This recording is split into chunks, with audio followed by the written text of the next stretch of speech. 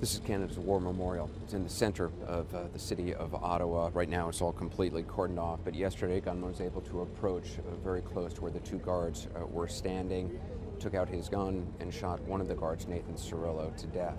Witnesses say at least 4 shots were fired, then the gunman headed for the Parliament, which is very close nearby.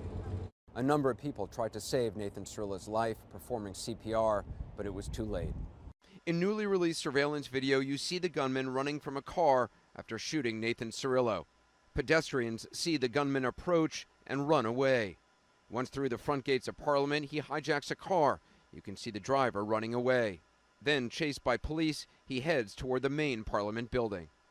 The gunman ran up these steps and then through this main entrance. There are no metal detectors on this entrance. It's normally used by reporters, members of Parliament, people with proper credentials. There are some guards on the entrance, so it's not clear even if they are armed. But once he entered the building, that's when the shots began.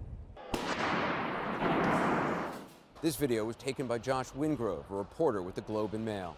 So it's believed the gunman then walked down in this direction? Yeah, so I was coming from over here, and what we saw here was just that first round of gunfire. It was sort of loud bang, sounded like a rifle,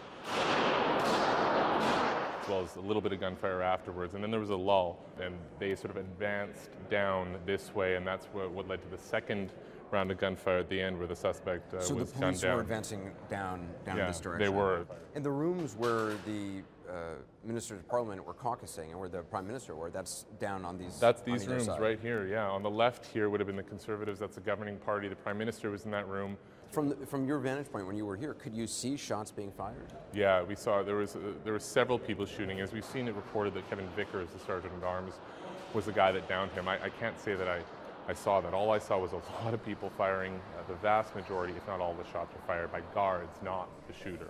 Do you know where he actually ended up going down? He would have been right where if my memory serves me, I think between the sort of, where you see the shadow of those pillars cross there, maybe just beyond that would have been where he was done, maybe behind the pillar. Do you think it's going to change things here? I mean, obviously the security here is going to change. There's little doubt about it. I can't imagine it won't. I mean, and it depends on what change that is. If the change is that I, as someone who works here a lot, have to go through a metal detector, fine.